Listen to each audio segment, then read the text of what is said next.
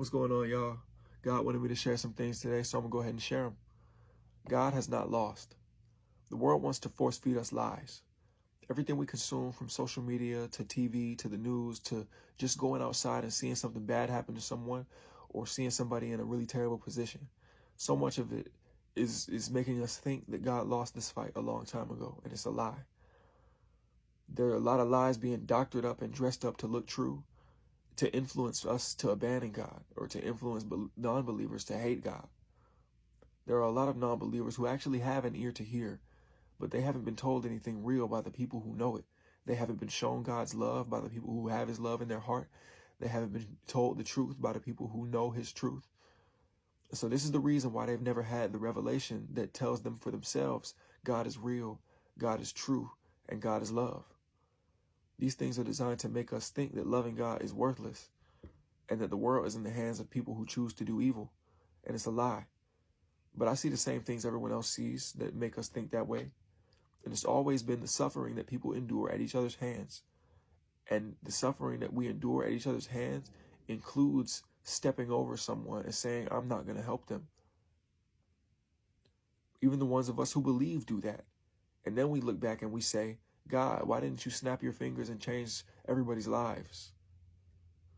It's our job to use our version of 2 fish and 5 loaves of bread to feed 5,000. That little boy did not know he was feeding 5,000 people that day. He simply gave what he had because he knew somebody needed it. John 4, verse 48 says, Then Jesus said to him, Unless you people see miraculous signs and wonders, you simply will not believe. And that's the truth. A lot of us won't believe unless we see that the $10 we give makes somebody rich within the next week. And that's not how we should be believing. Proverbs 21, verse 25 and 26 says, The desire of the lazy kills him, for his hands refuse to labor. He craves all the day long and does no work. But the righteous willingly gives and does not withhold what he has. So are we too lazy to help somebody out the way God is telling us to? Are we going to sit around craving for people to have better all day long and not doing anything about it? The righteous willingly gives and does not withhold what he has. So the suffering in the world is caused because people who have Satan in their hearts, they are always on go to do anything that they believe in. And you know that. We know that. Everybody knows that. But the people who believe in Jesus, a lot of times, I'll be the first to say, I've been afraid for most of my life to do what Jesus has told me to do. So I'm not going to put no blame on nobody else without admitting it myself.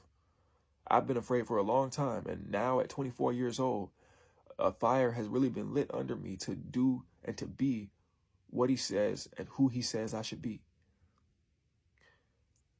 The Good Samaritan is a perfect example of everything I just said. There are believers who walk past somebody who needs help and non-believers who will stop and help someone. We're supposed to be helping.